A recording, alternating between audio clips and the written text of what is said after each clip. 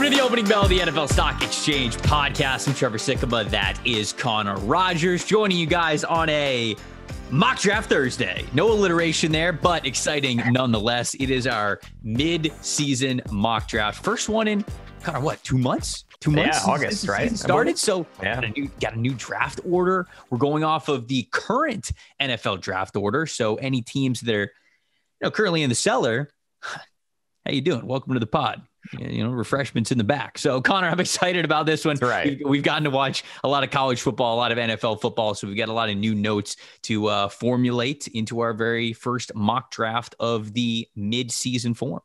Yeah, man, this is going to be awesome. I think, a little peek behind the curtain. You and I did this one where, since we hadn't done one in a while, we took the time to do the draft together before the show. So we don't have any moments on the show of, I need more time here, or make sure we didn't miss anybody, as we've had a lot of risers. So I think this is a good time we will do, as the longtime listeners know, we will do those live drafts. We'll share the screen. We'll run the PFF mock draft simulator. I think this is a good time to, rather than focus on the what should I do here aspect, it's here's the update about this player and the fit with the team. Right.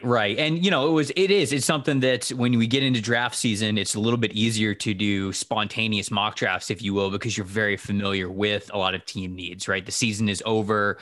There's no more play to be evaluated from their standpoint. So instead, we're kind of judging teams off of the handful of games they've played already, 7 or 8 games that they've played already. So learning a little bit about where each team was and getting an early peek at some team needs was a fun part of this exercise for me. And then, of course, getting to pair that with some guys that we've seen climb the draft board, play well in college football. That's what this exercise is all about. So it's good stuff. Connor, I gave you the honors, as I typically do. Such a guy. Of having the number 1 overall pick. I think that was a bingo square, by the way. I think that me giving you the first pick in a draft is a bingo square, so you guys can check that one off. But isn't mock draft 1 too? I think people are already sitting pretty with 3 squares full, counting the free space. You're right. Oh, I can't remember if you saying the words full transparency was one of them, but I feel like we also do that a lot because we try to be honest with people. So I feel like that could be a space as well if it wasn't already. Do you want me to read the full order first? Or yes. Okay. Yeah. Right. So we did this instead of the PFF expected wins. We did this with where the draft stands today. Yes. Yeah. We want it because, to me, we're getting there. We are. To me, it's a little more fun just because the teams that are the fans of teams that are bad, they can just really jump into it right away. Whereas like some of these teams will be like, oh, the projected wins is still high, but I'm not picking high in this draft. So yeah, what is it? What? I pulled up the bingo card. Yeah, and not only is mock draft and Trevor gives Connor first pick in the draft next to each other. It's 3 in a row with free space. Wow. Left to right. So we're close. I won't say the other 2, but people are just jumping at bingo in the first 5 minutes of the show. If this is a drinking game, you're going to be hammered at the end of this episode, but that's a mock draft episode. Okay. I'll go through the order real quick and then we'll get right to it. Number 1 overall, we got the Detroit Lions picking at number 1. Number 2, we got the Houston Texans, Carolina Panthers at 3, Pittsburgh Steelers at 4, Jacksonville Jaguars at 5, Las Vegas Raiders at 6, Tampa Bay Buccaneers at 7. Hell yeah, baby. Back in the top 10 where we always belonged. Welcome home. 8, Philadelphia Eagles via the Saints. 9, the Texans via the Cleveland Browns. 10, the Seahawks via the Denver Broncos. Then we got the Arizona Cardinals at 11, Chicago Bears at 12, Green Bay Packers at 13, the Lions via the Rams at 14, Indianapolis Colts at 15, Cincinnati Bengals at 16, Patriots at 17, Commanders 18, Falcons 19. Then new change here. We've got the Denver Broncos at number 20, which was the San Francisco Miami pick that they just dealt for Bradley Chubb.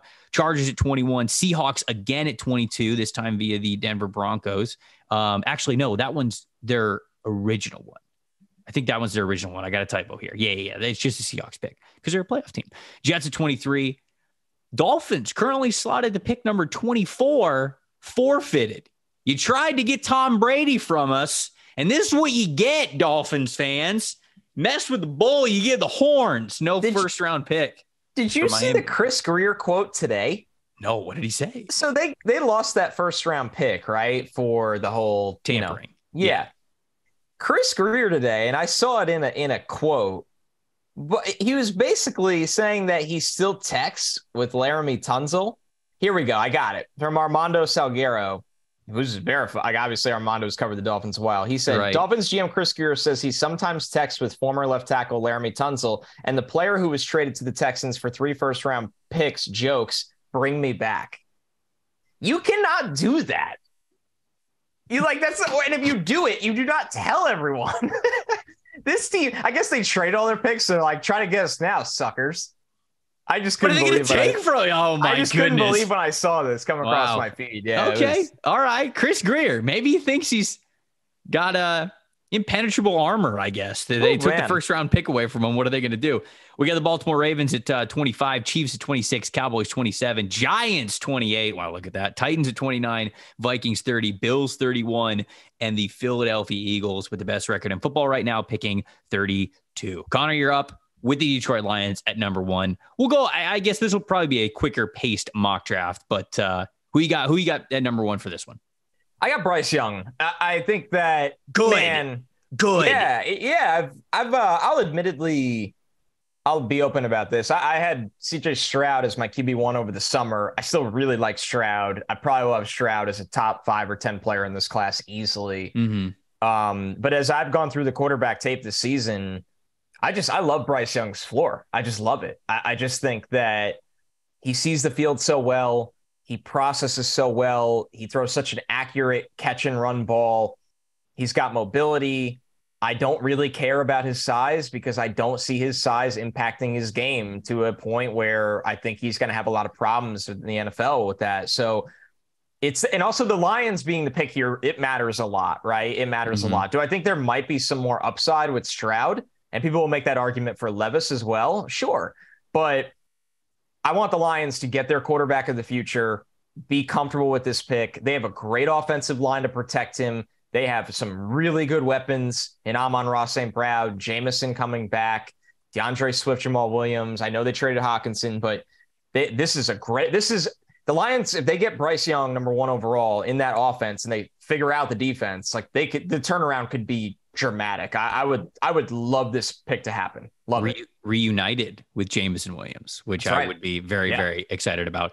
Look, it's funny. I feel like a lot of people were split between Bryce Young and CJ Stroud going into the season. Now, recently, I'll say over the last couple of weeks, the conversations that I've had with people where we talk about like, oh, who would you take number 1 overall?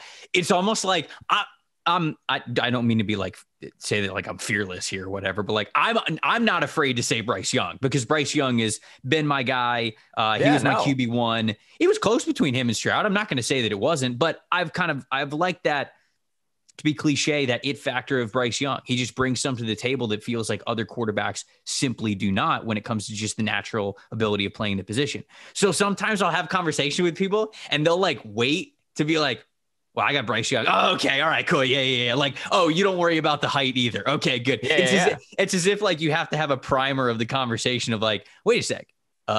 Just so we're clear here, do you care about Bryce Young's height? No, I don't care about Bryce Young's height. Okay. So that's where we are with Bryce Young. I'm glad that you took him number 1 overall. All that to say, Houston Texans number 2.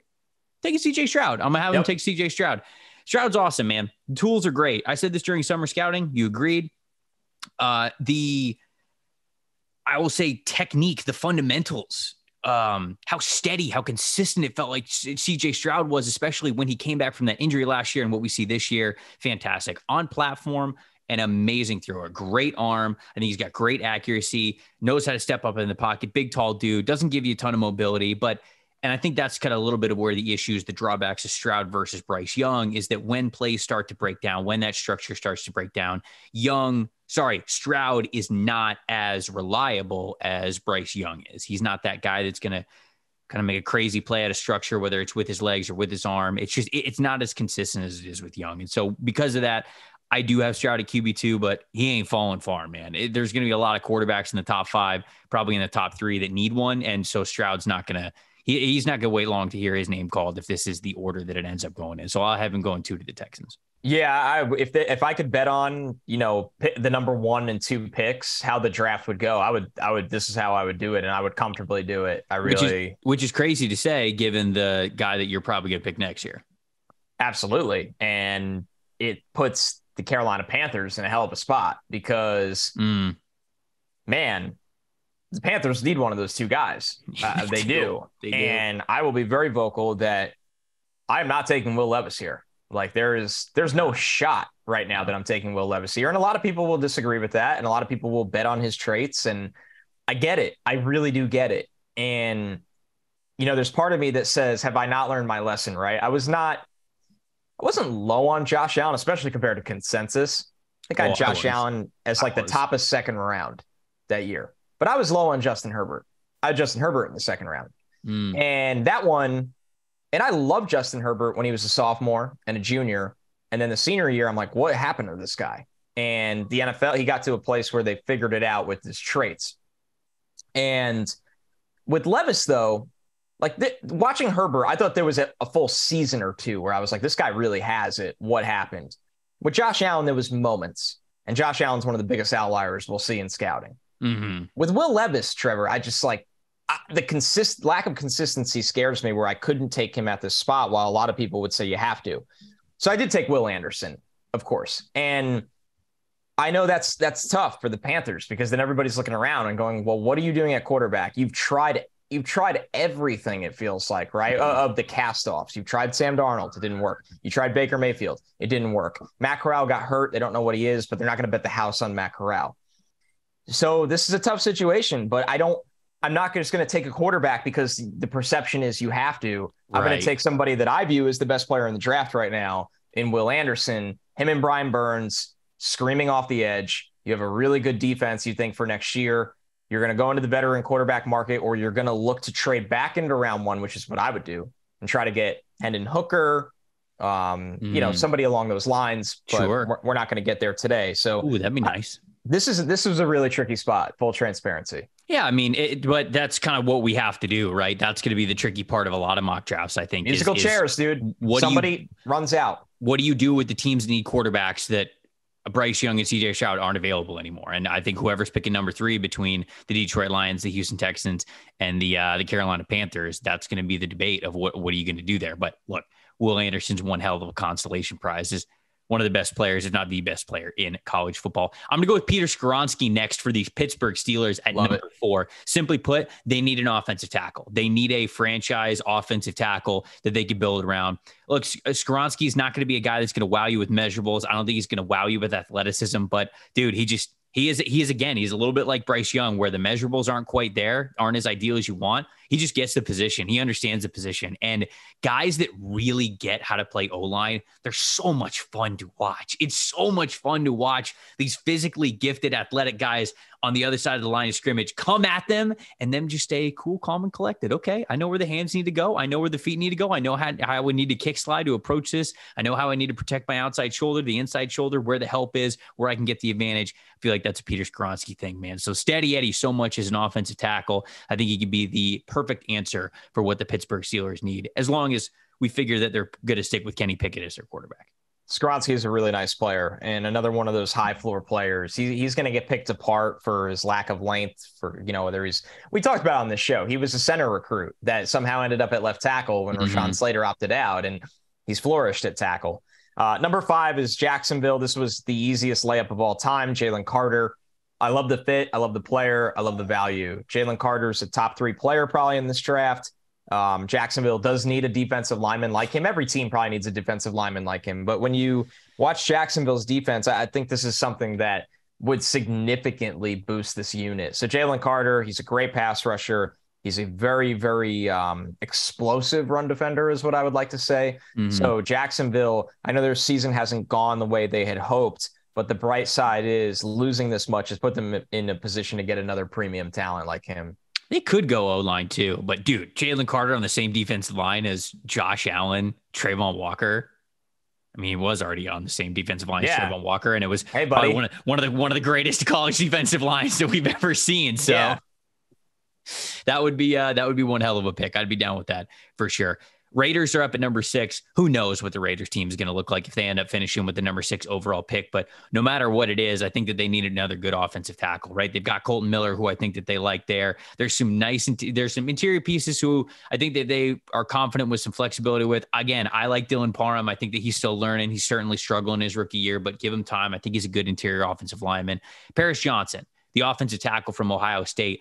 I was a little skeptical of him because when we went through him in summer scouting, you liked him a decent amount. You kind of had to convince me of him. I thought he was a little bit more athlete than he was offensive tackle, but this year he's really settled into more of that left tackle position that he has been playing this year, which is a home base for him, which he wasn't able to play last year.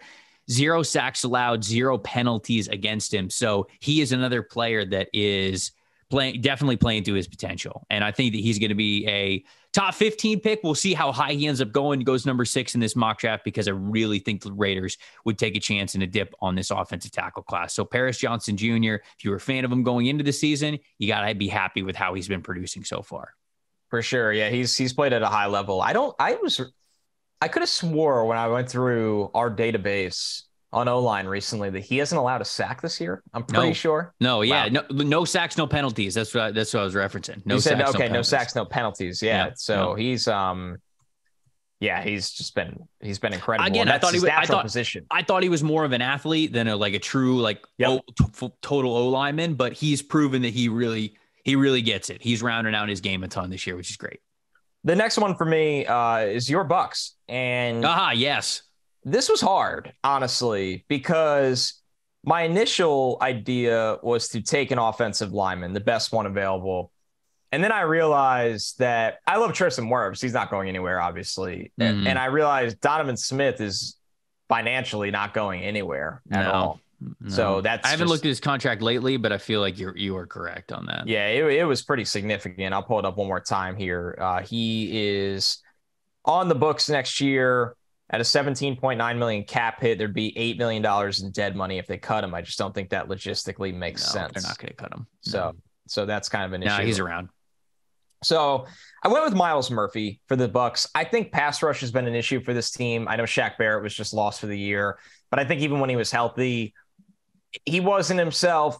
I think, Joe Tryon-Shoyinka's not really playing at the level that you hope for a guy taken in the first round, although there's plenty of time.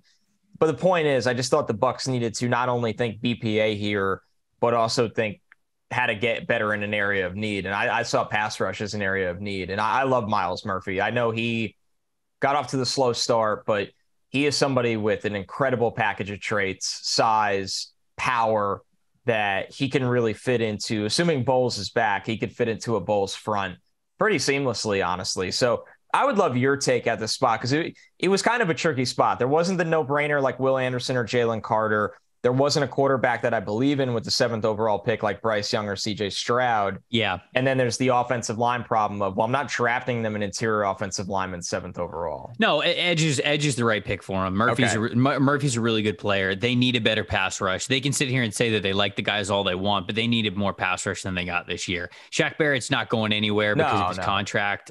He's there for another 2 years. It's not really that flexible, and it's already got void years on it, I believe. Joe Tryon-Shoyinka is good, but you need a arsenal of pass rushers, as we've seen today in the NFL. And Myles Murphy is a guy who you can move him around the line of scrimmage. I think he's got the body type to where he's not just a pure outside only edge kind of a player. He's got a strength profile. He's got a speed profile. He kind of has a really great all around game. So I think the Bucs would like him a lot. That pick makes a ton of sense. I think you did good with it.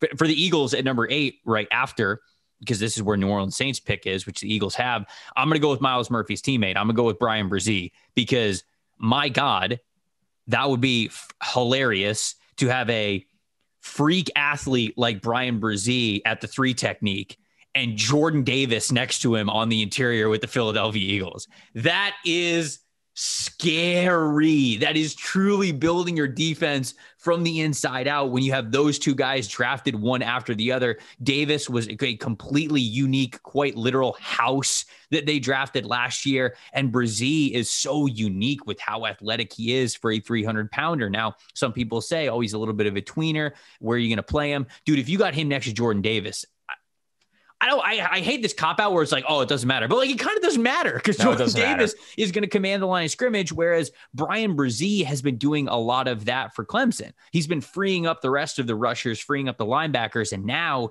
he gets to pin his ears back a little bit, become a true pass rusher. And I think he's going to really be able to have success doing that in the NFL. So if he gets to go to the Eagles with Davis, that is a hilarious pairing. It's perfect. Literally perfect. I love it. And the rich get richer if you're the Philadelphia Eagles. I mean, it's terrifying. Mm-hmm. Number 9, the Texans are back on the clock. This is another selection from the Deshaun Watson trade that is looking pretty good right now, honestly. 9th overall. First skill player taken, first wide receiver taken. I'm going with Quentin Johnston here, Trevor, who has really turned it on lately. The last 4 games, he's gotten it going. He's caught a touchdown in all 4 of those games. Nice. He's been a chains moving machine. I think he has 22 first downs in those 4 games, just racking up the yards after the catch. And it felt like TCU kind of remembered they had Quentin Johnston all of a sudden. If you look at the contested catch opportunities, he's gotten 9 in those 4 games and hauled in 4 of them, which is a pretty good rate. When you're hovering around 50% for contested catch, that's a good sign. So, I mean, we loved him over summer. We didn't panic about the slow start. And since week 6 through 9, he's just been awesome for them. And I look at the fit with the Texans in this draft. They already came out with CJ Stroud. You held on to Brandon Cooks. You need somebody that can go up and win the football. And I know Nico Collins can do that for you. Nico Collins has been hurt a lot this year. And I don't want to bet the house that Nico Collins is that guy. And if he still is, cool. You have 3 capable wide receivers. That's great with Dameon Pierce in the backfield and some pieces on your offensive line. So I think this Texans offense, as much as we like Pierce, when they line up every Sunday, there's nothing that scares you. There's nothing that's, they're not like, oh no, we got to worry about this guy. You're right. So Stroud and Quentin Johnston are their new era for offense. There are very few teams that can do what the Tennessee Titans do, where they just go, hey, we've got Derrick Henry, we're going to hand him the ball. And when I say very few, I mean literally just the Titans. Like that's it. And look what happened when the Jets tried to replicate it. It was awesome. And then Breece Hall and ABT get hurt. And now it's like, what do we get? It does. Like there's no backup plan. There is no substitute for that kind of a plan. As well. You're right. You are totally right there. So I love Quentin Johnston going to the Texans. They definitely need offensive playmaker help. And I think he can be a potential wide receiver 1 in the league. He's a lot of fun, especially as a deep threat guy. Seahawks are picking at 10, rounding out the top 10. I've got him taking Nolan Smith, the edge rusher from Georgia. Now, Nolan Smith, done for the year with a pectoral injury, has not produced as much as you have wanted a former number 1 overall recruit to have produced over the last couple of years, but he was a smaller guy. He was getting his weight and his strength up over the last couple of years. And then, of course, like the pass rush and the defensive line depth at Georgia was insane over the last couple of years. So he was a rotational dude. You may say, like, Trevor, you're kind of crazy putting him in the top 10.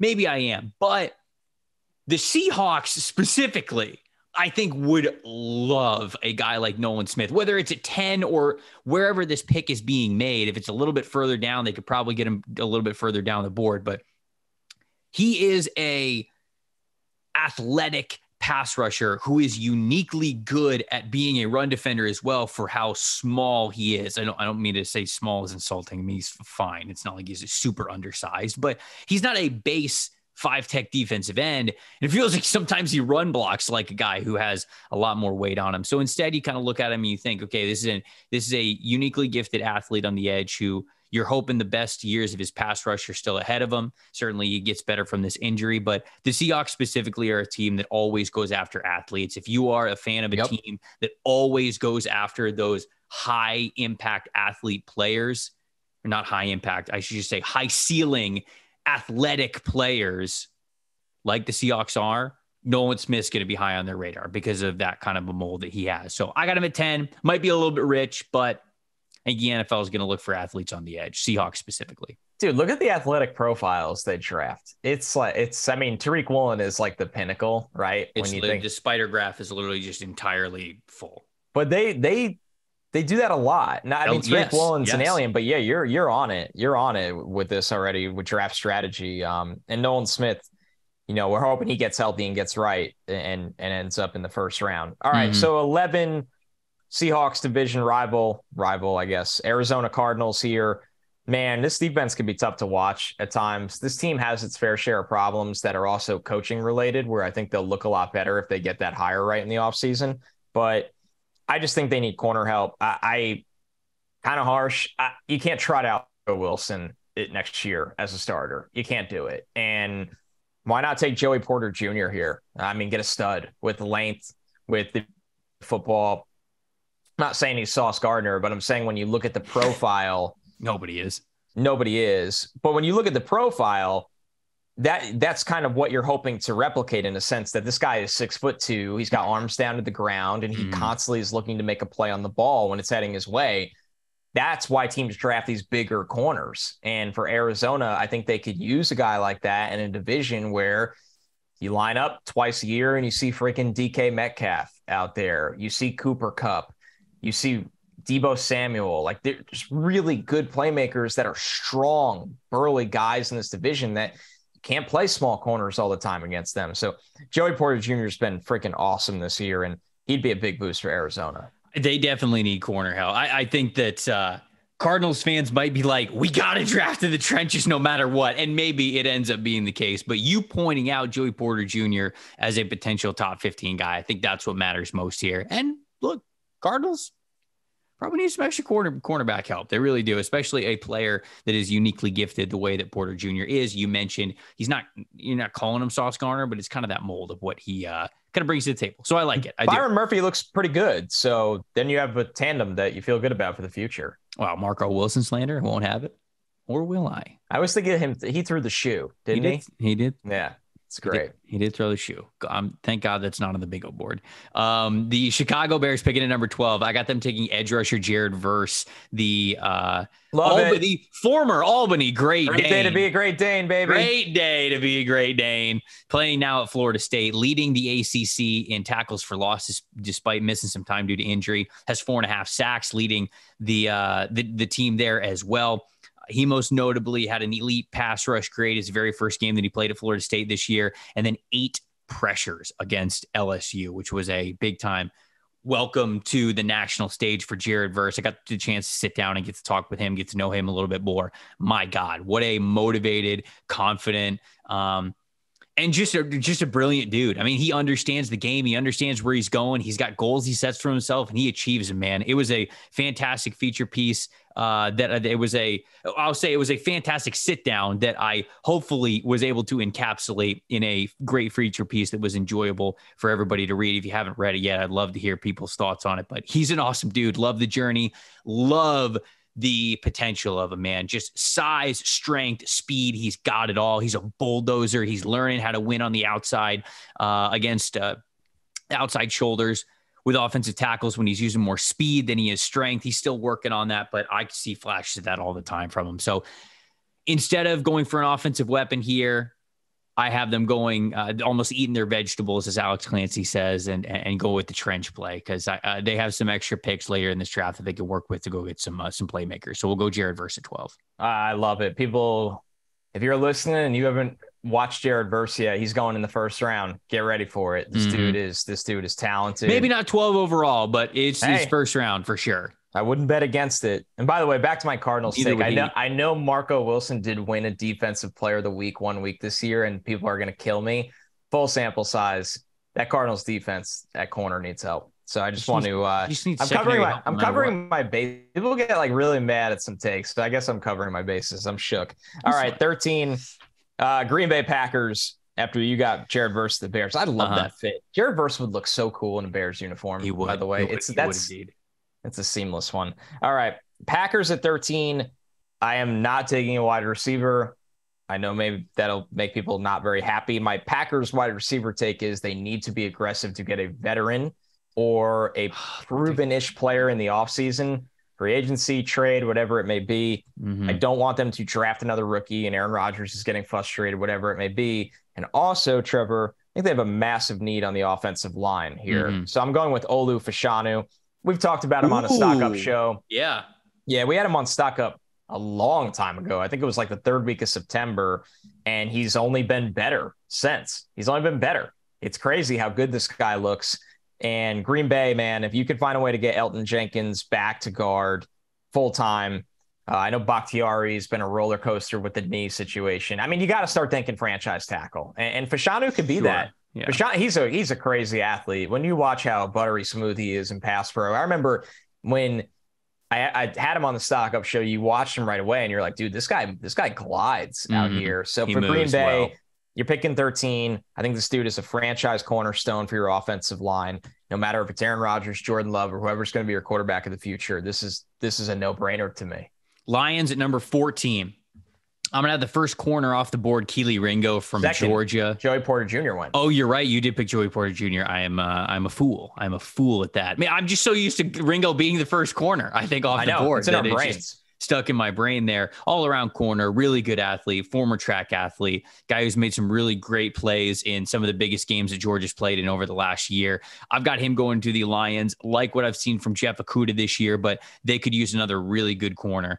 If there was a defensive lineman that I thought was worth it here, I'd have him taking him. But with Jared Verse going off the board right before this, I feel like I'd be reaching on an edge rusher. So instead, I'll hopefully get a really great cornerback duo in Kelee Ringo and Jeff Okudah set up for the Lions. Who, I mean they've got a handful of picks I think over the next couple of years. So start things off with Bryce Young at the very top, then getting Kelee Ringo.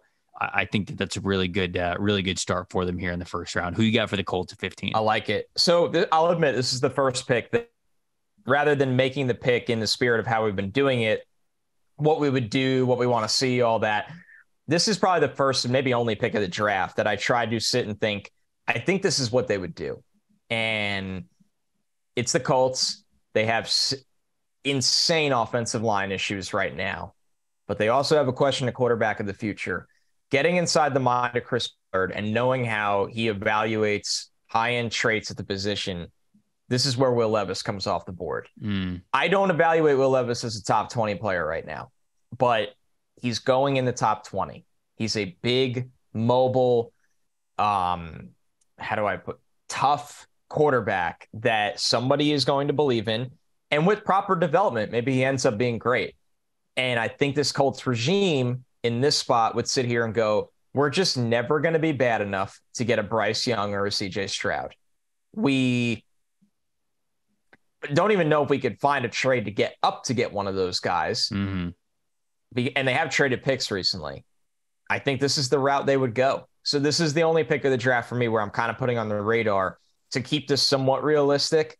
I couldn't have Levis get further than this point. No, I agree with you. I think that this is a spot that makes sense too. It does. You could get behind this quarterback. I'm totally cool with this. Yeah, totally cool with this. So some people are going to be higher on Levis. You're going to see Levis. I think Mike Renner put out a mock where he had Levis at 3 overall. Like he had him going to the Panthers or whoever it was that was picking a number 3 with that conundrum when we talked there. But love the fit for the Colts. I wish this one would work out. I don't know if it will because I don't think that Will Levis is going to be there until number 15. I don't either. But I think it's a good selection for him there. Bengals at number 16. I'm going with your boy, Roderick Jones, the offensive tackle from Georgia. He looks good, brother. I thought he was a lot more power than he was finesse going into the season. But, man, he's looked good in pass protection, I think. He has looked a lot more comfortable out there. He's been a lot more comfortable moving, like sliding his feet the ways that he needs to. I felt like despite the super wide base, sometimes he looked a little uncomfortable doing that, especially when he had to take on speed rushers. He just didn't really know how to deal with the finesse and speed portions of the game when he was going up against some lighter guys. This year, I think he's more prepared for it. That makes me think that as a young offensive tackle, he is only getting better. I think he's going to be a first-round pick because of it. It's tough to not pick offensive tackles with his kind of overall body of work potential that we have seen, quite literally even with his body of work. He's a giant dude, a strong dude, and one who moves pretty well for his size. Bengals have to get better along the offensive line. Get better along the offensive line. Make the pick. Who you got at 17? With you all the way. 17, second half of the draft. I'll pick up the pace a little because we want to get voicemails in today. Surprise, everybody. We are debuting your voicemails. 17, Patriots, Jordan Addison, the wide receiver from USC. I mean, New England needs skill talent. They need skill talent. Jacoby Myers is fine. There's nothing against him, but they need somebody out there if they are going to continue with Mac Jones and Bailey Zappi in spots when they need him. Jordan Addison, he just knows how to get open, incredible body control. I think he's the type of wide receiver that they would like because he can come in and they could ask just about anything of him and he would be able to do it. So Addison to the Patriots at 17. Commanders at 18. This is where tight end 1 comes off the board. I got Michael Mayer going to the Commanders. Good. I don't know who's going to be playing quarterback for him next year. It might be Sam Howell. It might be Carson Wentz still. I don't know. I don't know who's going to own the Washington Commanders next year, because it seems like Dan Snyder is finally selling that team. Thank God. But I do know that whoever is playing quarterback, what a great combination of wide receiver skill sets to tight end skill sets they could have with Terry McLaurin, with Jahan Dotson, with Curtis Samuel, with Antonio Gibson, and then a guy like Michael Mayer, who you don't need him. People will go like, oh, he's not as explosive. He's not that. You don't need him to be in that offense with those other wide receivers. You let the wide receivers be a lot of those guys who get some of the deep passes for you. And Michael Mayer can be more of that consistent presence over the middle and to the sideline in the short and intermediate, like he has been throughout his entire career at Notre Dame. So Michael Mayer, number 18 to the Commanders. I feel like this is a good spot for him there. I think so too. He's just too good to, not come off the board in that spot. Mm-hmm. I just think that, man, it's probably what's going to happen, right? He plays tight end, so he probably will fall out of the top 10, but he'll be a top 10 player to come out of this draft. I would say that every single day. You're saying day. Like on a big board, he'll be like a top big 10 board, prospect, yeah. You mean? Okay, gotcha. Yeah, you like when you look back 4 years after this draft happens, sure. You're like, yeah, he was one of the 10 best players, but because he plays tight end, nobody cared. So, okay, 19, the Falcons went with Trenton Simpson, the linebacker from Clemson. We do care. The Falcons are a better defense than I expected this year, but they still have their deficiencies, and I think a lot of it can be in the middle of the field at times. I don't think their linebacker play has been very good. I know Rashaan Evans has played over 500 snaps for them. I know Mykal Walker has played almost 450. I think Evans has probably been okay. I don't hate Evans. No, I never really hated Evans. Fine. When he was in Tennessee. Yeah, he's fine. Walker is another question. He's grading out quite poorly. And I think it's just a defense that needs this kind of chess piece, right? Where you look at Simpson, he can kick out to the slot and roam in space, that overhang. You could play him in the middle. You could blitz him all day, and he's good in coverage. There's just so many things he could do that I think with the Falcons picking at 19 is a surprise, but they still end up with a guy that I think is a top 12 player. You saying that you need to fit in Will Levis somewhere because you couldn't have him fall any further. We knew we needed to get Bijan Robinson somewhere in the first round. I think it's going to happen. He's going to be a first round pick. Denver Broncos at number 20. This is the pick that they got for Bradley Chubb.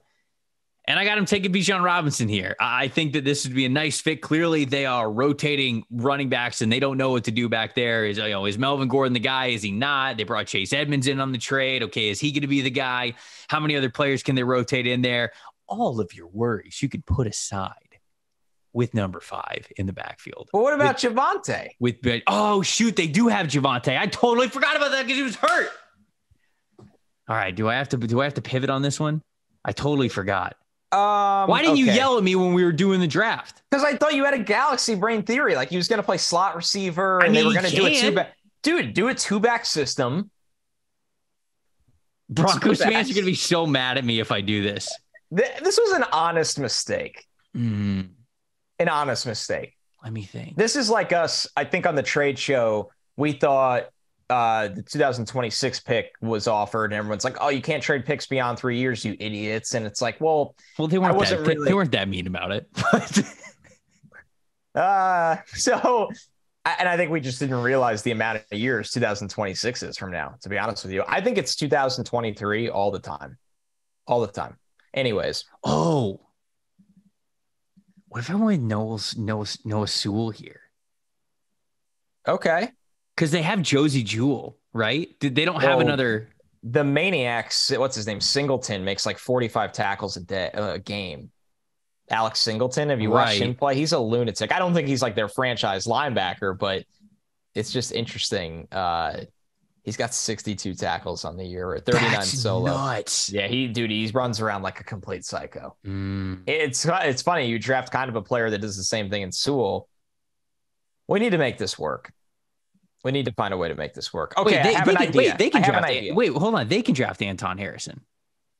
Okay. Offensive tackle. Oh, I see what you're doing here. Yeah, you get Anton Harrison. All right. Okay. Well, I'm going to go Anton Harrison. Offensive tackle. They need a line out. Who I like, honestly, I still am waiting for him to get stronger. I want him to play meaner, but he is a really great finesse player. I think he's got a ton of consistency playing at left tackle. He's got a lot of snaps, a lot of experience. You don't just get that a lot. I do think the Broncos probably need some offensive line help. So they'd be able to find a place for Anton Harrison. So we'll audible here. We'll go on the fly, take Bijan Robinson off. I totally forgot about Javonte, which is on me because I think Javonte is incredible.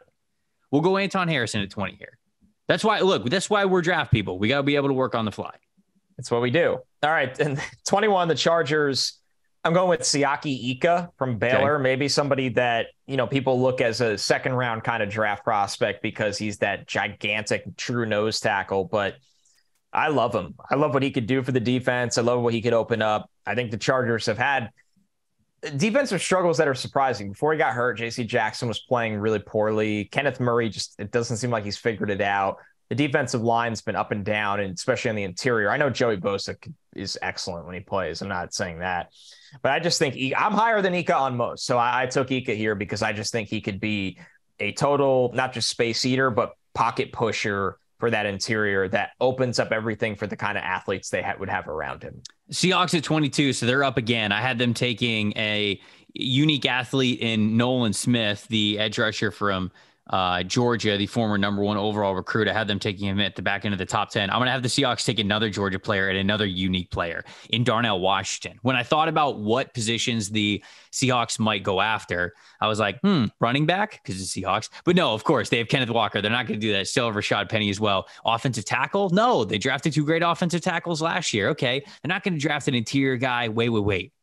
What if they drafted a tight end who blocked his ass off and is as big, it feels like, as an offensive tackle, but then can also give you something in the receiving game? Darnell Washington is truly, we throw the word unique around a lot. I throw the word unique around a lot, but he is the literal definition of unique. He is a massive man. What's the official measurables? I can't, I got him up right here. Hold on. He's 6'7".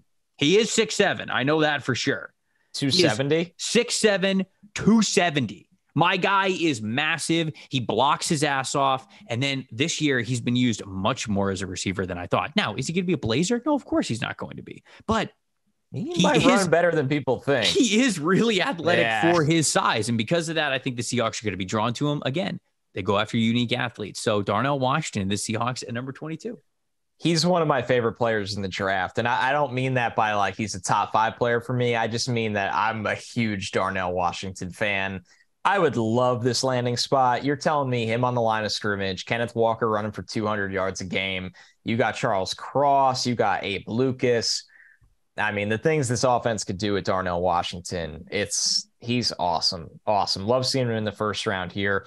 23, the New York Jets. I'm going with Osiris Torrance from your Florida Gators, Trev. Let's go, baby. The way I looked at this one was the Jets picking 23, by the way. It's hard to come up with the proper Jets, harder than usual. There's not all the best players available. In this situation next year, you can go in with an offensive line with Dwayne Brown at left tackle, Laken Tomlinson at left guard. You could re-sign McGovern for center. You play Osiris, who's, I think, the best guard in the country, at right guard. And then you play AVT at right tackle, where he looked great. And then you have Mekhi Becton working his way back from injury as maybe that insurance for Brown, who is playing hurt this year. So I think that's a mean offensive line. The Jets want to run the ball with Breece Hall, no matter who the quarterback is. Osiris Torrance is plug and play. Yeah, okay. Well, I'm up with evens, but it's the Miami forfeited pick, so I just have LOL in all caps written here on the sheet, which means that you're back up with the Ravens at 25. The Ravens at 25, Cam Smith, the cornerback from South Carolina. Marcus Peters is a free agent after the year. The secondary has had some issues. Cam Smith is their type of corner, long, physical, nasty, loves man coverage when they ask him to. So for the Ravens here, you're drafting Marcus Peters' replacement. I have the Kansas City Chiefs next, I believe, right? It's the Chiefs. That's right. I'm going to go with Andre Carter, the edge rusher out of Army. 6'7", 260 pounds, talking about unique people, unique pass rushers. This is an area where I think the Chiefs could have some fun and getting an extra pass rusher in there, a unique body type. I know they drafted George Karlaftis last year, and he's coming along, and you like him. But the way that you can use Carter and his long body frame feels like, when they had do they still have Teno Passanio on the team? Is he? I think he went somewhere else. I thought he went somewhere else as well. He's with the Saints. He's with the Saints. He was drafted by the Chiefs. He's been with the Saints the last 2 years, but that same kind of profile, that same kind of like thought process of getting a unique body type. But I believe, and Chiefs fans who might be yelling at me here, I believe that Carter is further along as a pass rusher than Passanio was when they drafted him there. Obviously, you're drafting him a little bit earlier than you drafted Passanio anyways. So I think the return on the investment on this one could be pretty good. Get better in the trenches. I don't think that's ever a bad idea. And I want to shout out Andre Carter too, who I think has the potential to be a first-round pick. 27, the Dallas Cowboys. I'm going with Jalen Hyatt, the wide receiver from Tennessee. And a lot of people probably asking, man, over, Jackson Smith and Jigba. But the bottom line is Hyatt's one of the fastest players in this draft, most likely at the skill spots. And we know the Cowboys are I think they're going to fall in love with that speed, get a field stretcher. So then you have Gallup, Hyatt, CeeDee Lamb. Hyatt's speed puts some pressure on the back end. It opens up the run game for Zeke, especially if they could bring back Pollard. So I just think this fit is a lot of fun. That puts the New York Giants up at number 28. And you brought up the name Jackson Smith and Jigba a couple minutes ago. This is a perfect fit, right? I don't know who's going to play quarterback for the Giants, but look, if they're picking 28th overall, it's probably going to be Daniel Jones. Yeah, bring back Daniel Jones. I know they have Wan'Dale Robinson as well, but I don't think it would be. It's not like it's redundant yet for them to have this type of wide receiver. Sterling Shepard obviously got hurt for the year, but Jackson Smith and Jigba, he's a guy who's going to be able to give you all that kind of ability on a rookie contract as well. So look, this is a guy who has a 300-yard game in college football, right? He's been utilized in so many different ways. He's a stud in the slot. He understands the position so well. I'm not so sure how he's going to test, which is why I've got him much lower on this list as a back end of the first round guy, as opposed to maybe a top 15 guy like I've seen some mock drafts have him as. I think this is more of a comfortable spot. I think the Giants, certainly the way that their offense is built now, live off of a lot of underneath stuff, get it in guys' hands, let them get yards after the catch. If that is something that remains, they're going to love themselves some Jackson Smith and Jigba. So I'll have him go to the Giants. That's a big one for the Giants in that spot. It's a huge pick. All right, 29, the Titans. One of the best pass rushers in this draft, B.J. Ojulari. His production has been insane this year. 6 sacks, 9 quarterback hits, 15 more hurries. He has a pass rush win rate hovering around 20%.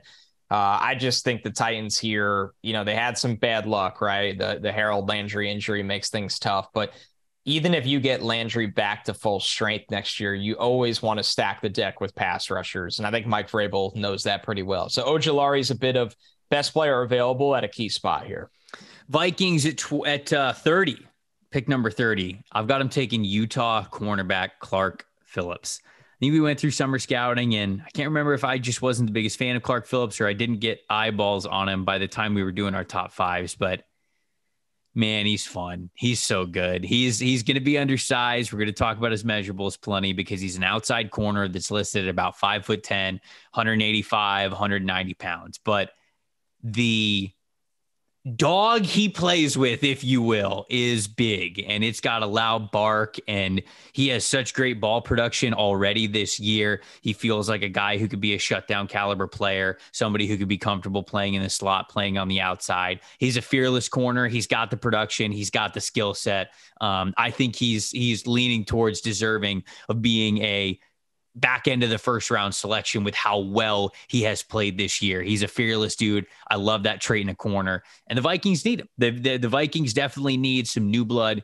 in that secondary, especially at the cornerback position. So I'll go Clark Phillips, the corner from Utah, here at 30 for the Vikings. Another guy on the All-Connor team, Clark Phillips, man. Yep. He plays with an edge. I love him. All-Connor team. You can make an argument he's the best corner in the draft. He just, with his size, he probably won't be the first one taken. 31, Buffalo Bills. Jordan Poyer, free agent after the season. We know that contract dispute has gone. He also is now dealing with an elbow injury. It sounds like he's week to week. Micah Hyde, he is under contract for next year, but any kind of injury is the severity of he has that he's out for the year. Very scary long term. Bottom line is, back end of this defense has been one of the best in football for a couple of years now. It's probably going to be a new face back there next year. And who better than Antonio Johnson, safety on Texas A&M. Love it. This is just the kind of you-know-what that just falls into the Bills these days. When things are going right, things are going real good. So Antonio Johnson, who I think looked like a top 15 player when we watched him over summer, and I know he's been a little banged up this year, but he's still a really, really good player, falling to the Bills.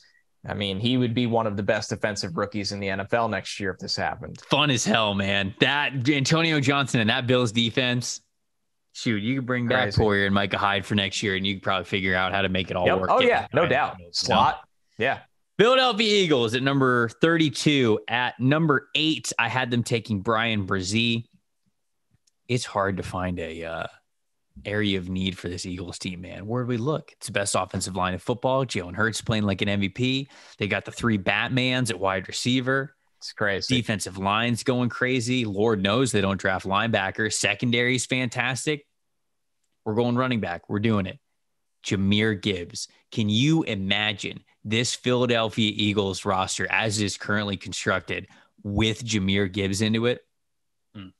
It's like putting a Dalvin Cook kind of player in the Eagles offense. You know, I went into the year thinking, yeah, Jahmyr's a good athlete, but I just kind of think he's just like a good athlete that happens to play running back. He's a better athlete than I thought, and he's a more all-around running back than I thought. So both of those, he has definitely proven me wrong in the best way in this season. He has been a takeover X-factor player for the Crimson Tide. He's been one of the best players in college football, no doubt about it. So because he plays the running back position, who knows how high he's going to go in the draft, but I know whoever drafts him is getting a really damn good football player. So there we go. 32 up, 32 down. The mock draft, mid-season mock draft, is in the books. Of course, let us know which picks you loved, which picks you hated, some guys that didn't make the first round that you think deserved to make the first round, all that kind of good stuff. Connor, before we get out of here, you want to get to some voicemails? You want to play a couple of voicemails? What do you want to do? You want to do two, three to intro it in for people? Yeah, so absolutely. I'll let you pick the 3. Okay. And if you listened to the podcast yesterday, you already know what we're talking about. But if you didn't, you go to speakpipe.com/NFLSE. You can leave us a voicemail, and it can be about anything. It can be about a certain show, a take we had, a take you have. And every Thursday, we're going to try to get to as many as we possibly can and have some fun with it. So, Connor, I will let you choose the first one. Let's get it going, my man. You haven't heard these yet, right? No, I have not. I have. No. These are great. Okay. All right. Volume all the way up here. Yo, what's up, guys? Quinn here, diehard Lions fan. We've won 1 playoff game since 1957. So this shit is getting ridiculous.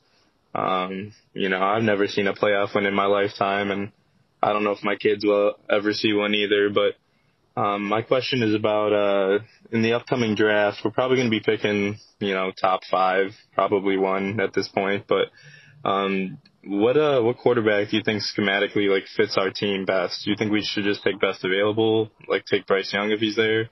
Or do you think one of these other quarterbacks fits the kind of offense that we're running currently? Yeah, I appreciate you guys. You guys get me through the workday. So, yeah, have a good one. First voicemail in the books. Well, number one, it made me sad when I heard that, you know, he's that level of frustration because I get it. I truly get it. And it's tough. The good news is, if you've made it this far, Quinn, into the mock draft show, I think Bryce Young's just a home run for the Lions. Yep. I really do. I just think that there's a couple ways to evaluate quarterback prospects, right? One way is that you paint the picture of this guy can be in that Mahomes and Josh Allen tier because he can do things that others can't. But obviously the chances of those things happening are always small. Then there's the other way where you evaluate a guy and you go, man, there's not as many questions about this guy as your typical top quarterback prospect. And I think Bryce Young leans that way where we might not have a top 3 quarterback, but we have a damn good one and we have a damn good team around him, or we think we will, that we're going to get this division back and we're going to get things right. And I think that's what made him the pick at number 1. I think that Bryce is still the answer at number 1. Now, to the question that Quinn had, is there a quarterback that schematically like sets up with where they are, where they're going? I think it's him. And he's him. He's him. But other than just the fact that I think that Bryce Young is the best choice because he's the better prospect, I don't think the Lions have set in stone what they want to be on offense yet. That's a good point. They're still building the playmakers. They draft Jameson Williams, but they haven't even seen him play yet. So right now, especially with TJ Hawkinson no longer there, what's the offense? Just Amon-Ra St. Brown. So they're still in the molding phases of what this offense could be. And I think that that's advantageous because you're going to build the entire offense around whoever they're going to get in the draft here. You're thinking they're probably going to get one of those top 2 quarterbacks there. And then if that's the case, that's where you really start to build that offense around. So that's kind of the answer to that question is I don't really think it matters who they're picking. I really don't, because they're pretty wide open right now. Not to say that it's terrible, like it's a barren wasteland. It's not. Amon-Ra St. Brown is great. Jameson Williams is great. They got good running backs as well. The offensive line, I think, is good too. But in terms of which guy fits them, I think it's probably the other way around. I think you're going to pick the guy and then take your offense and mold it around whoever this next quarterback is going to be. All right, let's do one more, huh? Sure. Yeah. Okay. It was a mock draft show, so no, it was a little bit longer. Normally we'll have longer on a Thursday, but. Fellas. I hope you guys are having an awesome week so far. Huge fan of the show. Been a big fan of Connor since way back on Sick the Football Day. So always love the takes, always love the content. You guys have been crushing it. Thanks so much for it all. Question for today. Big time Steelers fan, not a Kenny Pickett fan by any means. I think we wasted the pick. It could have gone any other direction with it. What do you prefer to look with us? But regardless of that, we're here. What is the likelihood you guys think that the Steelers go full Cardinals? I believe you guys have addressed this a little bit in the last few shows, but just revisiting it mid-season, mock draft season, we're out of the Bryce Young or CJ Stroud competition. Those guys are going to go 1 or 2, vice versa. We're going to have a top 5 pick. Well, Aaron's going to be sick across from TJ Watt, but quarterback's name of the game. Personally, we have an awesome roster outside of quarterback. O-line sucks, yeah, but there's not a top 5 O-line to draft this year, as per you guys. I think Hendon Hooker would be a home run. I think Hendon Hooker with Najee, Deontay Johnson, Pratt Firemuth, and on the defensive side, those guys, maybe TJ Watt are going to come to play every game. So I think it works for the Steelers. What do you guys think? Number one, I love the expression "full Cardinals." Yeah, right. I want to use that like in the casino. Like you throw $100 on roulette and you lose, and you look at everyone and you go, "I'm going full Cardinals. I'm doing it again." Like I really, really enjoy that. Number one. So number two, I like the. Hold on. For everybody that didn't understand the full Cardinals reference, what they're talking about is the Arizona Cardinals drafting Josh Rosen at number 10 overall, and then the very next year, because they had the number 1 overall pick, they didn't shy away from taking quarterback, and they picked Kyler Murray. So that is what he is talking about with going full Cardinals there. Just so everybody. What'd you think, Trev? Look, I had Kenny Pickett as QB4 going in this class. So for them to pick him as QB1 as the only quarterback in the first round, I understand the skepticism there.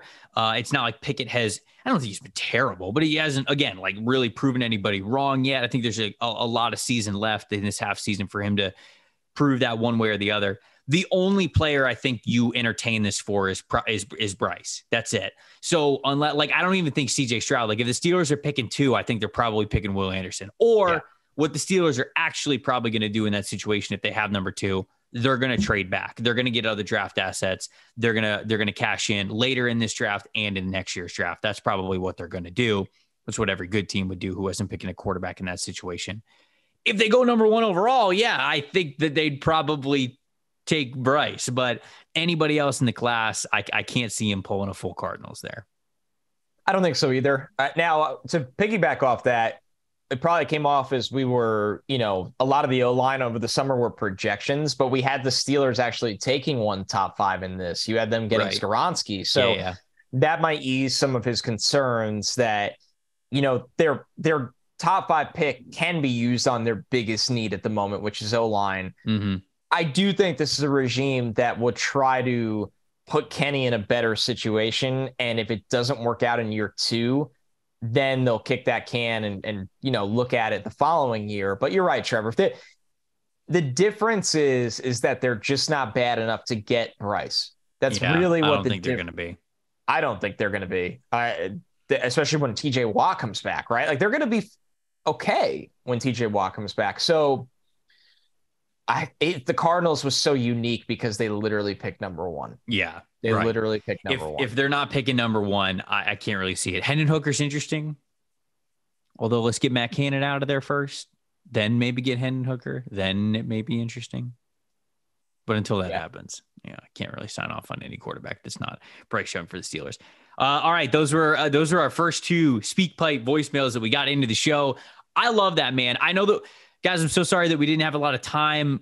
Mock draft episodes, they always take up most of the time that we have anyways. And so I promise to you, most Thursdays, we're going to get a lot more than 2 of these voicemails in. If you sent a voicemail in, we have it. Connor listened to a couple of extra ones, so we have those in the tank. They were we'll great. probably bring those up next week. Shoot, next week, maybe if we get enough, we might just do like a full episode.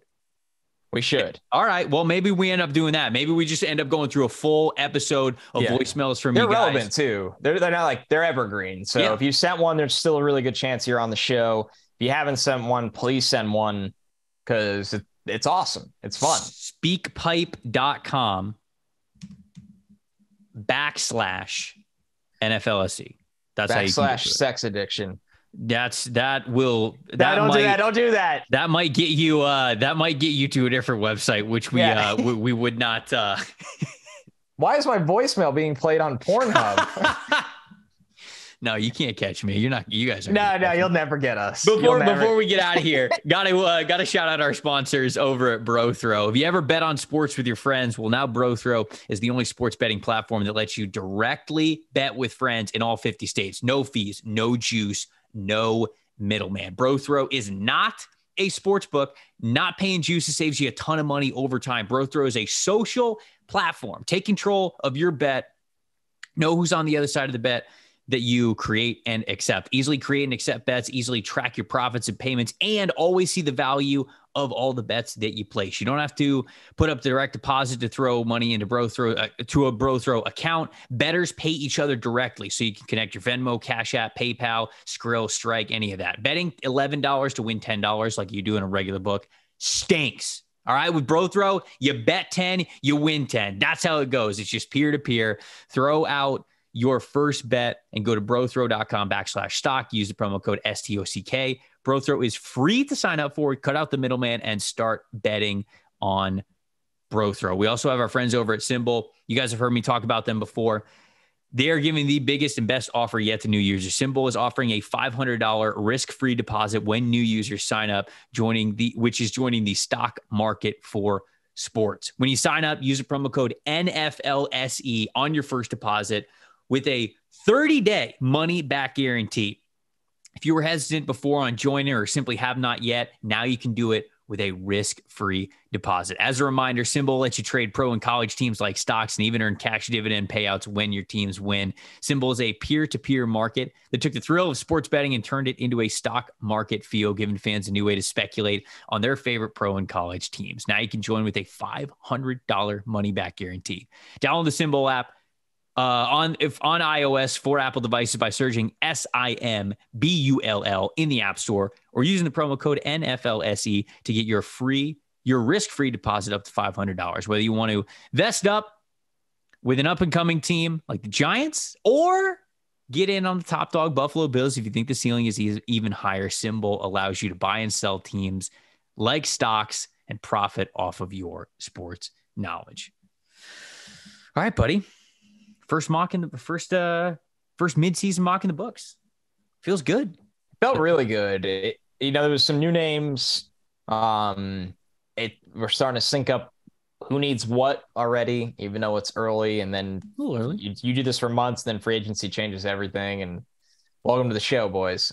Gals. This is the life. It's the lifestyle. Beauty of draft season. I love it. Can't get enough of it. Always evolving, never the same. That's why we get to do a mock draft, not too long after this one, because that's what it's all about. And the further we get into November and December, the clearer the picture becomes, the clearer the draft order becomes.